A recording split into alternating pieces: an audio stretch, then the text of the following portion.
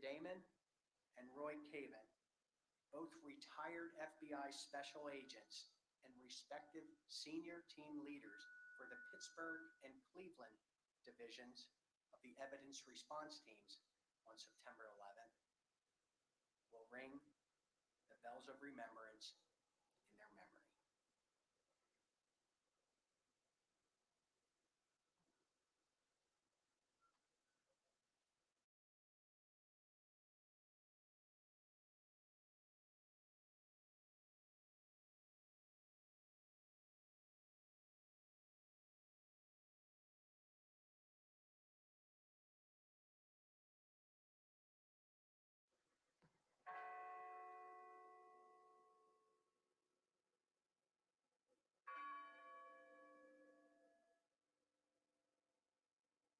Lorraine G. Bay.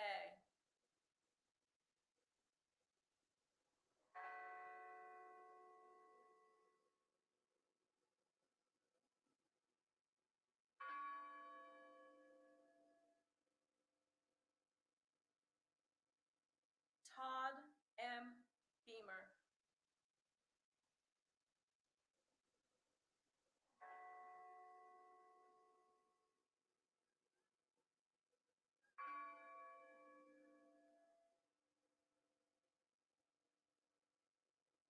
Alan Anthony Bevan.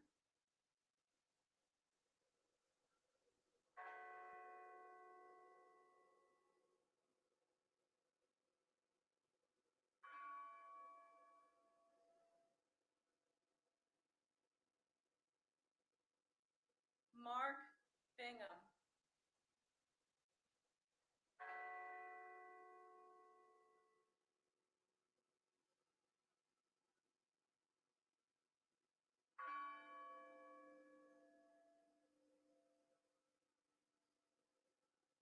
Diora Frances Bodley.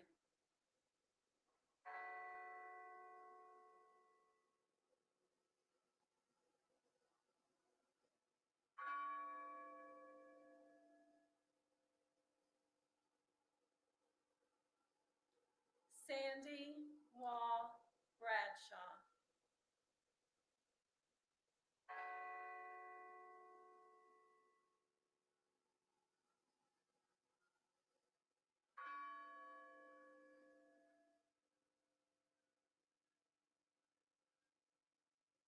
Marion R.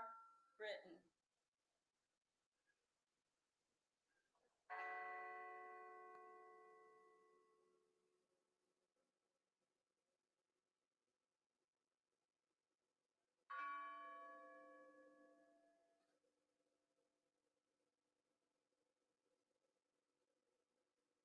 Thomas E. Burnett, Jr.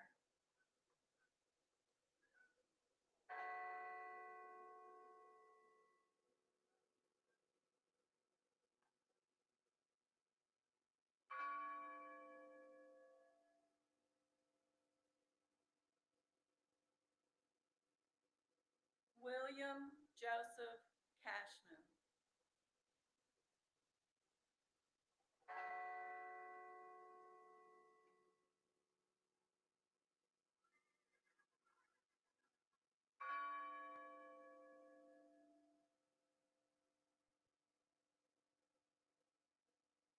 Georgine Rose Corrigan.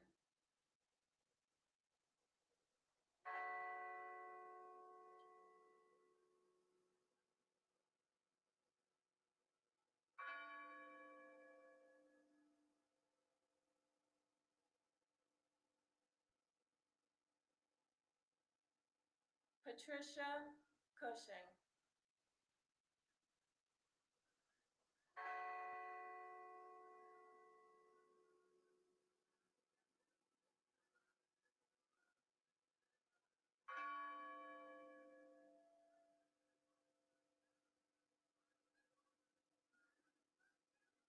Captain Jason M. Dahl.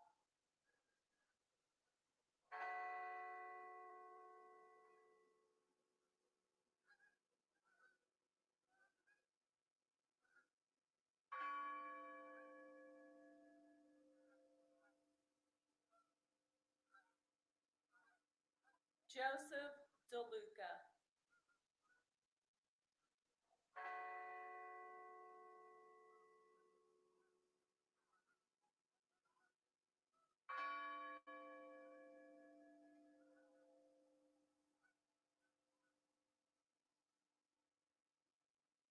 Patrick Joseph Driscoll.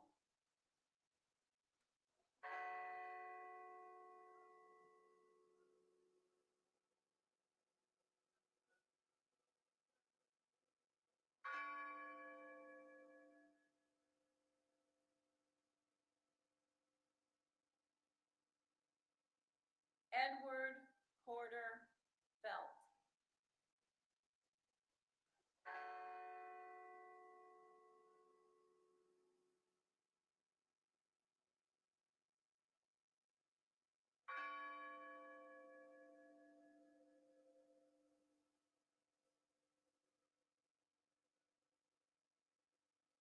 Jane C. Folger.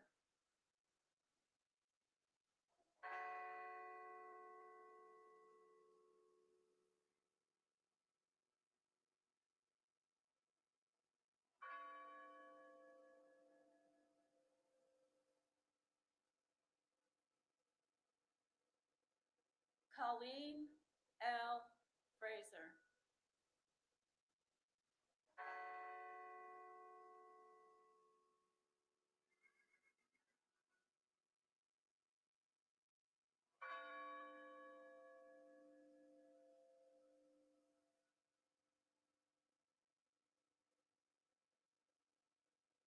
Andrew Sonny Garcia.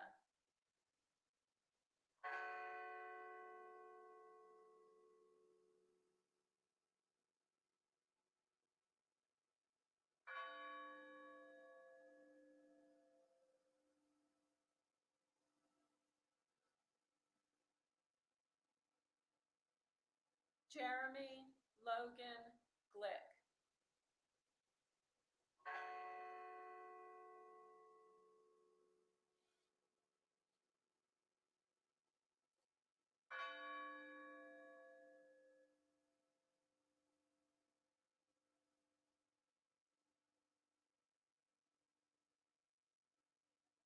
Kristen Osterholm White Gould.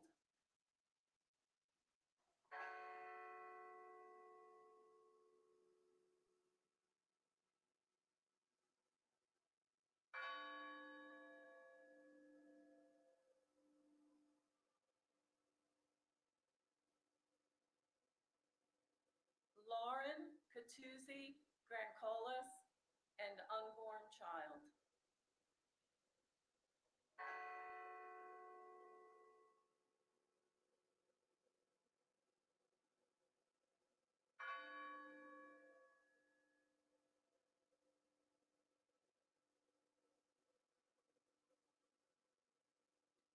Wanda Anita Green.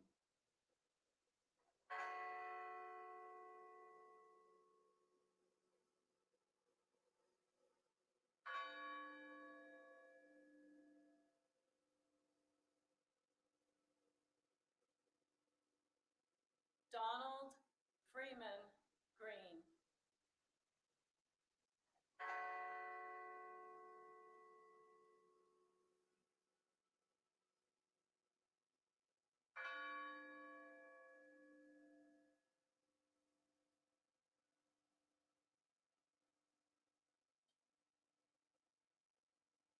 Linda Gronland.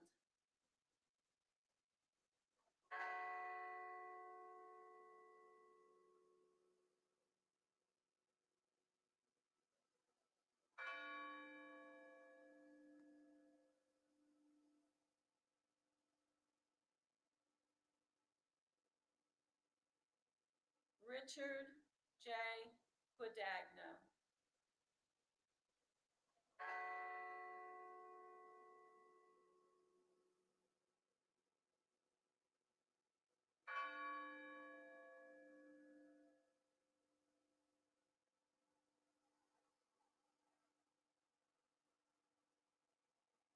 First Officer Leroy Homer.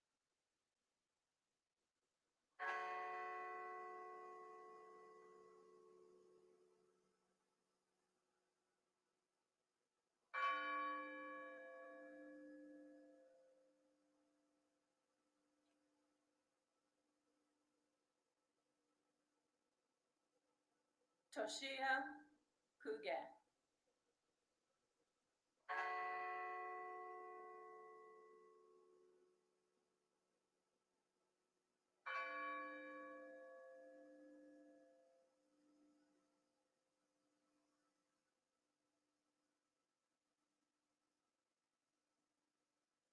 Cece Ross Lyles.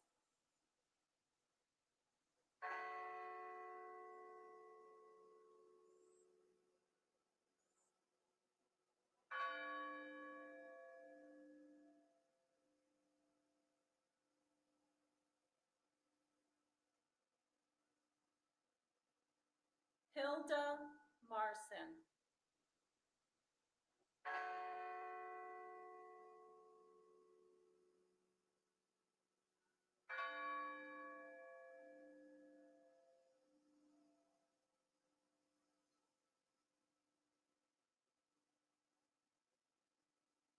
Waleska Martinez.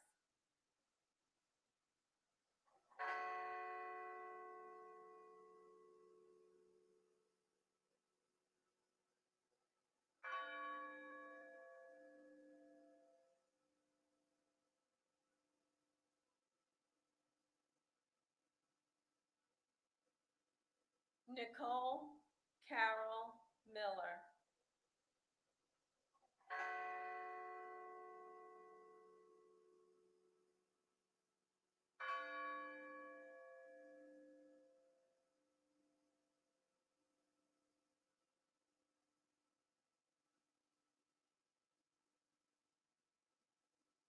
Louis J. Nackey II.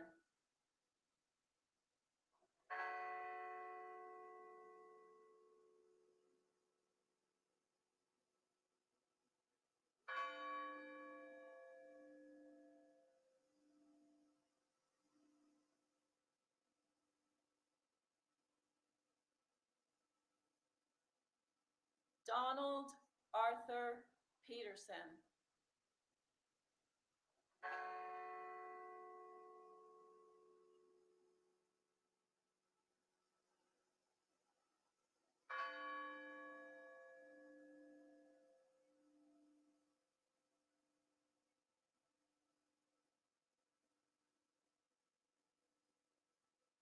Jean Hoadley Peterson.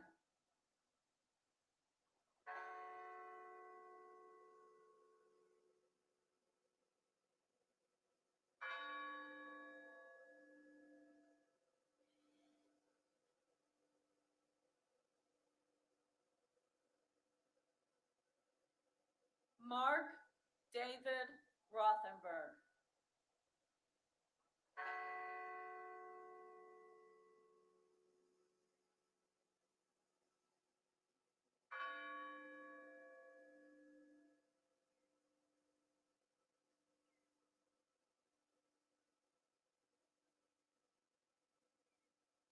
Christine Ann Snyder.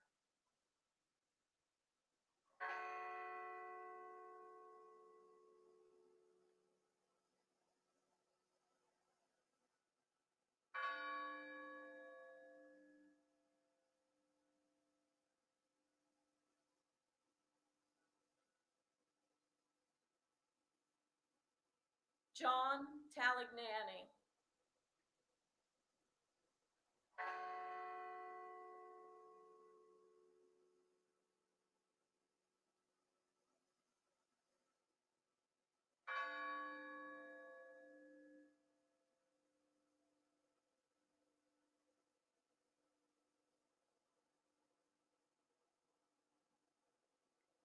Honor Elizabeth Wainio.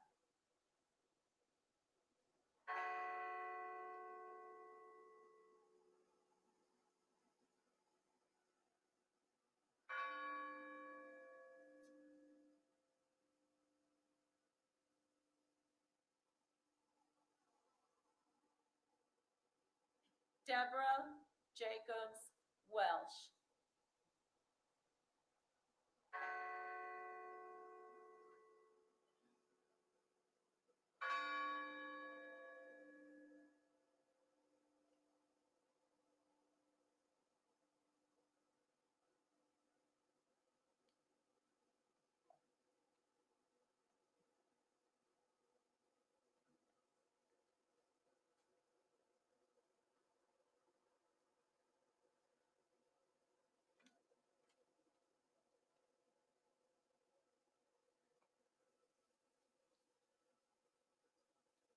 Please join me in a moment of silence as we conclude this moment of remembrance.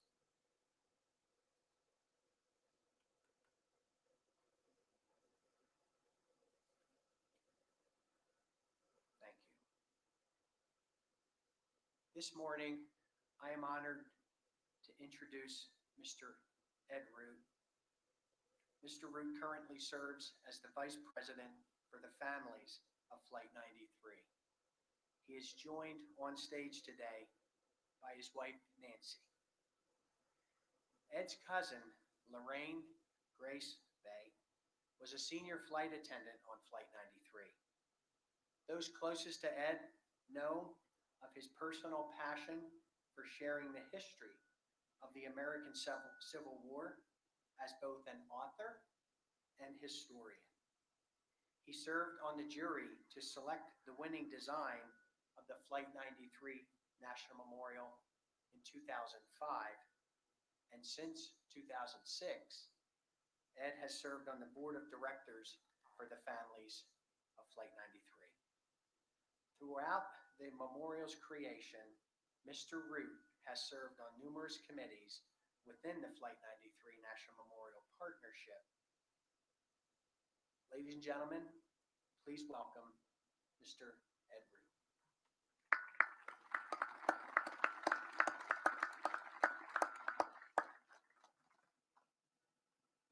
Mr. President, Mrs. Trump, Father McEwen, Secretary Bernhardt, Steve, and my wife Nancy. Honored guest, family members and friends, thank you for attending today's commemoration. A common field one day, a field of honor forever. All of us who are of a certain age certainly remember that September morning when a darkness enveloped a beautiful late summer day that changed our collective lives. As the days passed and we tried to make sense of it all, some of us as family members of the heroes of Flight 93 began to come to this place. We came as strangers, strange land. We knew not each other. We knew not the members of this wonderful community. On the first anniversary of that tragic day, a large number of family members gathered to commemorate, to remember. We were housed and traveled together in that first annual ceremony in a convoy of buses. At the moment, we were beginning to know each other a little bit, to learn a little bit more about the men and women who shared those last moments of life on Flight 93. As we traveled through Somerset and Shanksville, we were surprised as traffic stopped and law enforcement and others stood and saluted as our buses passed. Many of us were taken aback as we did not feel we personally deserved such honors. This day, we as family members have been treated by local, state, federal officials, the public at large, with a respect that is sometimes awkward. We as family members do represent the heroes of Flight 93. This is and has been our only goal, to honor and remember them. This magnificent memorial, established unanimously by Congress in 2002, dedicated to the proposition that all who visit this place remember the collective act of courage and sacrifice of the passengers and crew, revere this hallowed ground as the final resting place of those heroes, and reflect on the power of individuals who choose to make a difference. We thank the National Park Service and the multitude of volunteers and friends who relate the story of the 40 heroes of Flight 93. It has been 19 years, but sometimes it seems like yesterday. The wounds never truly close completely. The memories of our loved ones linger like a mist or a soft breeze. It could be a song, a special date, a holiday, an article of clothes, a photograph, a name, and it all comes tumbling back. Some of us have crossed over the river, and a new generation has joined our family circle. It has been 19 years, and those too young or unborn on that fateful September morning come to this place, an honor to learn, The realm of history is taking over from those of us who lived and suffered through that day. The image of those rushing into the flames in New York and Washington to save others, the co-workers who helped others at the risk to themselves, the men and women who rushed here but found no one to save. It is our responsibility as a nation to see that these actions are remembered. Our work is not done, it continues.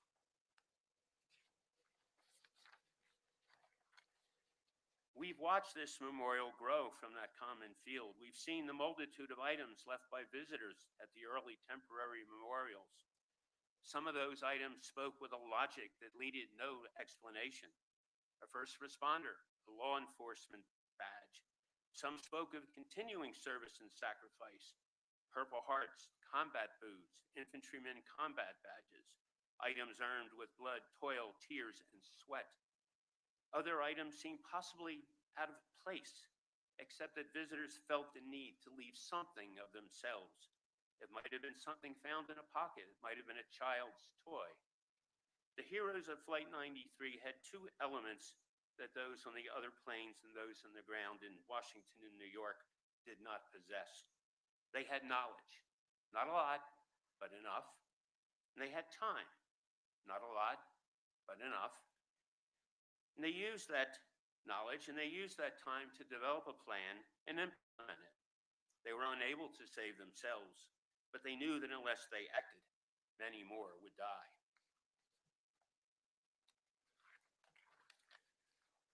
The men and women of Flight 93 came from different backgrounds and beliefs. They were mostly Americans, but also citizens of Japan, Germany, and New Zealand. They had one very important thing in common. They all came from a belief in a free society. Those who embrace a philosophy of terror have proven over and over that they will die for their cause. Their cause is death. They build nothing, they save nothing, they produce nothing. The cause of the heroes of Flight 93 was to save life, certainly their own if possible, but they knew the cause was greater than their own lives. It's been 19 years, a lifetime for some, but a twinkling of an eye in the realm of history. We must be diligent in protecting our freedoms.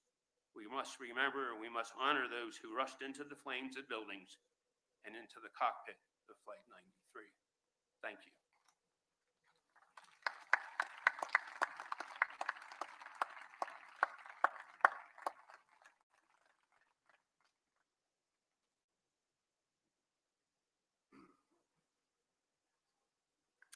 Thank you, Ed, for sharing your thoughts today and for your ongoing advocacy for the families and this memorial. I'd like to now welcome Secretary David Bernhardt, the 53rd Secretary of the United States of Interior, which include, among many others, the National Park Service and the United States Fish and Wildlife Service. Secretary Bernhardt has been a steadfast supporter to Flight 93 National Memorial and directly offered departmental support to this special place to ensure the final realization and completion of the 40 wind chimes at the Tower of Voices.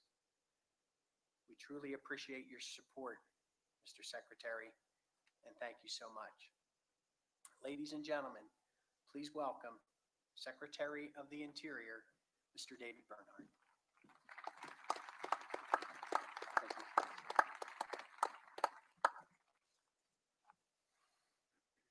Thank you, Superintendent Clark. The Department of the Interior, through the National Park Service, is entrusted to serve as the steward and the guardian of our national parks, our monuments, and battlefields. And each site helps tell America's story, a rich and incredible story. The places we steward and protect often highlight exceptional action by incredible individuals, but none more so than this site dedicated to 40 heroes. Our sites would not tell their rich stories without the dedicated employees of the National Park Service, who I want to thank for working so closely with the families of Flight 93 over the last few weeks to bring this 19th observance to fruition. Thank you. Last night, I had the incredible privilege to join some of you to participate in the chimes dedication ceremony. While there, I had an opportunity to listen to Patrick White and Gordon Felt eloquently describe the incredible reality of 40 strangers from diverse walks of life, thrown together by chance, each recognizing the challenge they faced, together uniting for a common purpose and a greater good, and then acting with dispatch and resolve against those who wished to attack our great nation. All of these events occurring over such a short period of time is absolutely incredible. Later, as I walked with Pat and Gordon up the pathway to the base of the Tower of Voices, I reflected on a fact that I have come to know with certainty while serving in President Trump's administration. And that fact is this: throughout my tenure, I have witnessed that this president has incredible confidence in and respect for the greatness of the American people. This confidence in the greatness of the American people has led him to find unity when it was not expected. It has led him to make strides forward for our country when no one thought possible, time and time again. I do not believe anyone could believe in the goodness of our country and our heroes more. And therefore, it is my tremendous honor and privilege to introduce the 45th President of the United States, Donald J. Trump.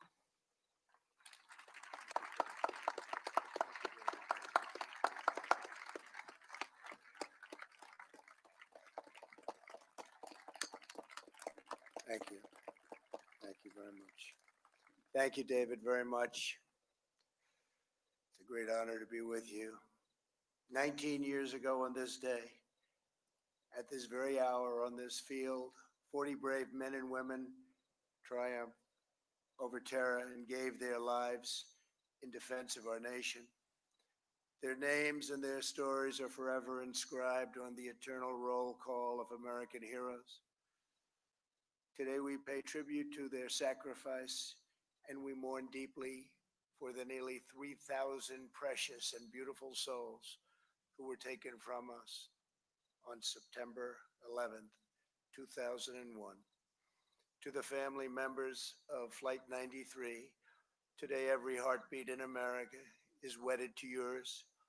Your pain and anguish is the shared grief of our whole nation. The memory of your treasured loved ones will inspire America for all time to come. The heroes of Flight 93 are an everlasting reminder that no matter the danger, no matter the threat, no matter the odds, America will always rise up, stand tall, and fight back. To every 9/11 member all across this nation, the First Lady and I come to this hallowed ground, deeply aware that we cannot fill the void in your heart or erase the terrible sorrow of this day. The agony renewed, the nightmare relived, the wounds reopened, the last treasured words played over and over again in your minds. But while we cannot erase your pain, we can help to shoulder your burden. We promise that unwavering love that you so want and need, support, devotion, and the very special devotion of all Americans. On that September morning when America was under attack, the battle turned in the skies above this field. Soon after taking off from Newark, New Jersey, radical Islamic terrorists seized control of United 93. Other hijacked planes struck the North Tower of the World Trade Center, and then the South Tower.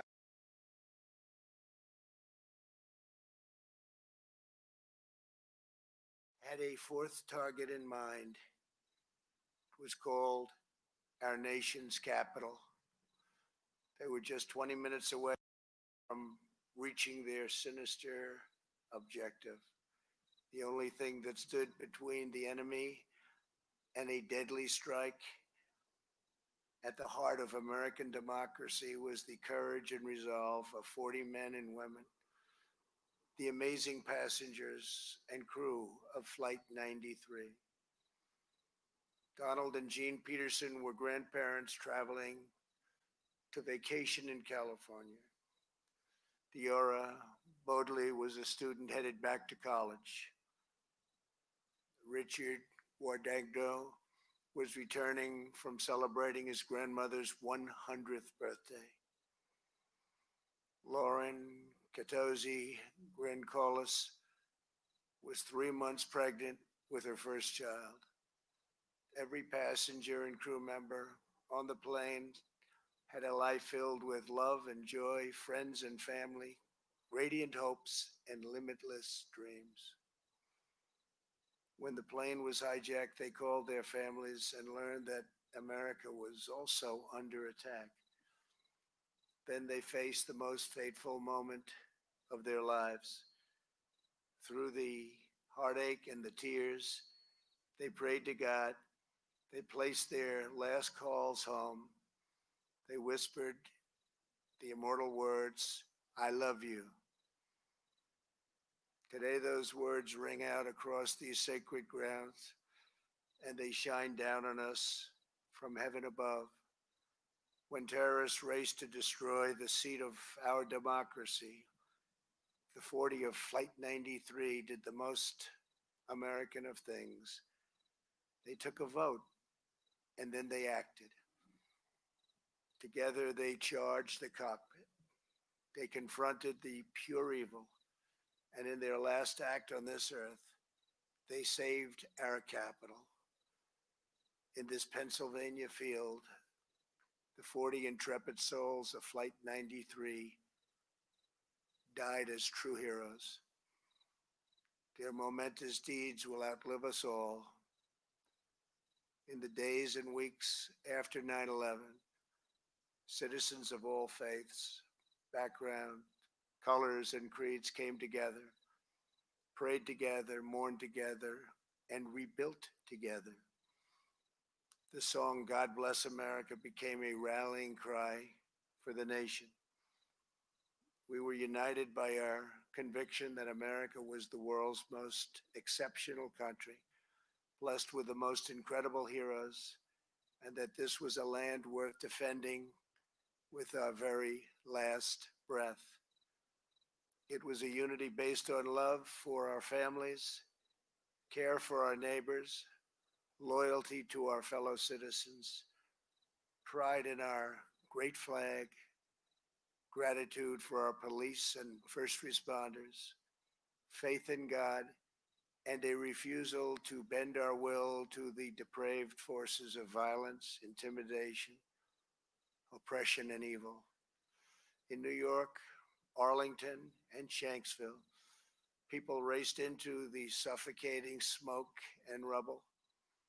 At Ground Zero, the world witnessed the miracle of American courage and sacrifice. As ash rained down, police officers, first responders, and firefighters ran into the fires of hell. On that day, more than 400 first responders gave their lives, including 23 New York City police officers, 37 Port Authority workers, and 343 New York City firefighters. Today, we honor their extraordinary sacrifice and every first responder who keeps America safe. With us today is David D'Amato, a retired Chicago police officer and a current officer of the Navy Reserves. On 9/11, he drove from Chicago to Ground Zero. As David says, while the sights and smells of working at Ground Zero will forever be etched in my mind, what is more profound is the way this country came together afterwards. The police officers and firemen were revered as the heroes they truly are. the military was appreciated in a manner not seen in decades, and common people found new meaning in values like friendship, kindness, and selflessness. Thank you, David. Such beautiful words, and thank you to every member of law enforcement who risks their lives to ensure our safety and uphold our peace.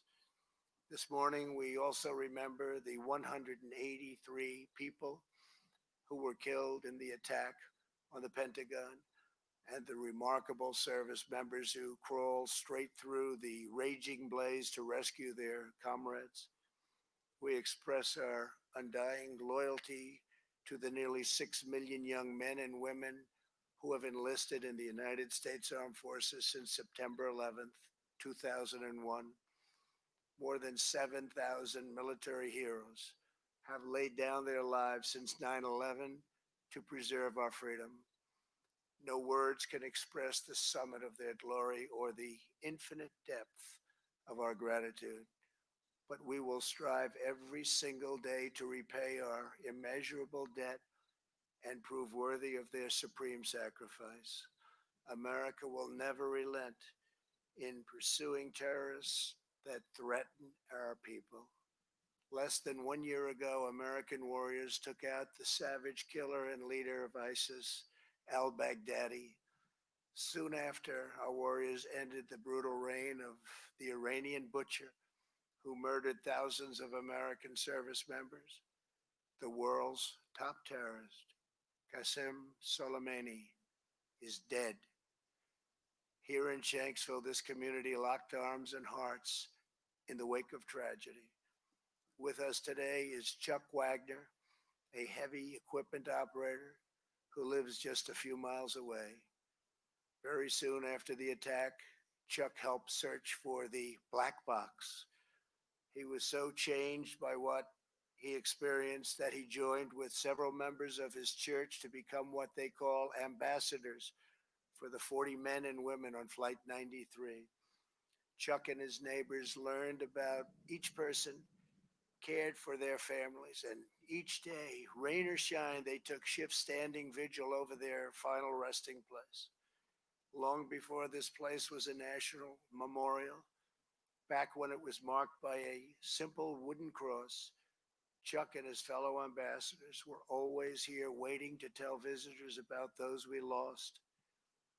19 years later, Chuck says his life is devoted to three things: his family, his church, and preserving the memory of the men and women of Flight 93. To Chuck, his wife Jane,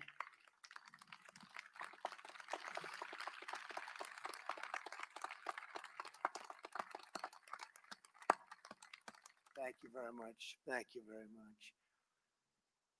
To Chuck and his wife Jane, thank you so much for being here. And to the over 40 ambassadors with us today, please stand and receive America's thanks. And this is a very deep thanks, please.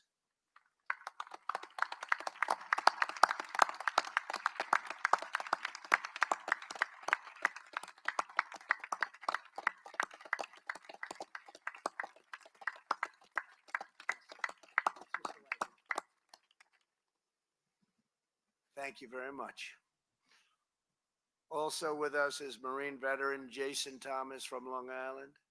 On September 11th, Jason had just retired from the Marines, but he immediately put back on his uniform and raced into the nightmare of ash and debris.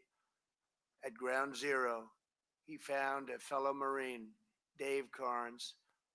Together they began to call out, "United States Marines, United States Marines." If you can hear us yell, tap, do whatever you can do with the United States Marines. Soon they heard a shout for help. Two police officers were trapped beneath 20 feet of rubble.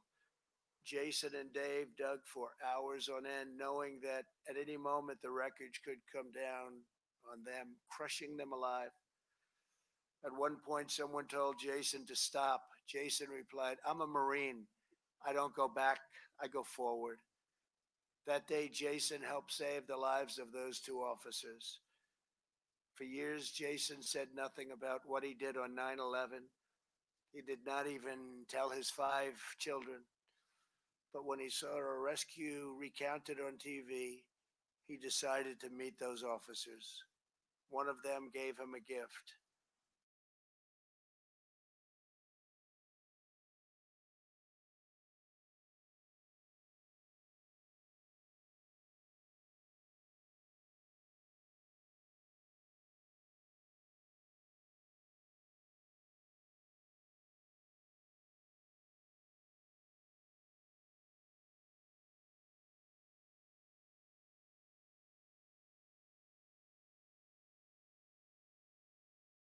What religion you were, it didn't matter. We all came together to help one another. I die for this country. I die for this country.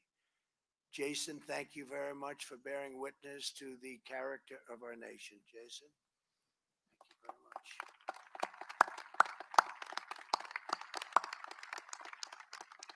Thank you very much. Thank you, Jason. The men and women of Flight 93 were mothers and fathers, sons and daughters, husbands and wives. Nothing could have prepared them for the dreadful events of that morning. But when the moment came, when history called, they did not hesitate. They did not waver. 40 towering patriots rose up, took charge, made their stand, turned the tide, and changed the course of history forever. Our sacred task, our righteous duty, and our solemn pledge is to carry forward the noble legacy of the brave souls who gave their lives for us 19 years ago. In their memory, we resolve to stand united as one American nation, to defend our freedoms, to uphold our values, to love our neighbors, to cherish our country, to care for our communities, to honor our heroes, and to never, ever forget. Thank you. God bless.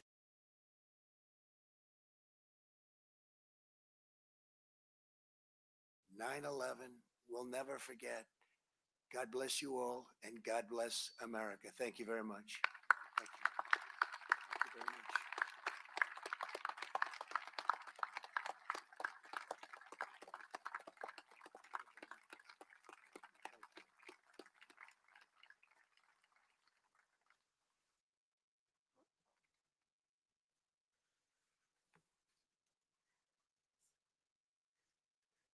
Mr. President, thank you so very much for those moving and inspirational words.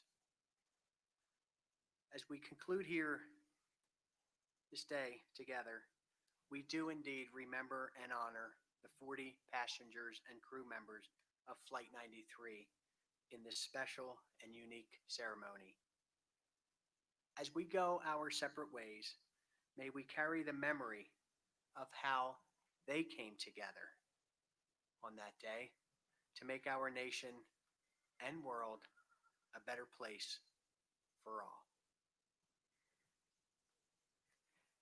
At this time, I would like to ask all attendees to remain in their seats as we prepare for the ceremonial wreath laying. I would ask that the Flight 93 ambassadors and dignitaries remain seated immediately following the wreath laying ceremony to allow time and space for the families of Flight 93 to walk to the Wall of Names and through the ceremonial gate to the sacred ground. Once again, thank you all for joining us today to honor the memory of the passengers and crew of Flight 93.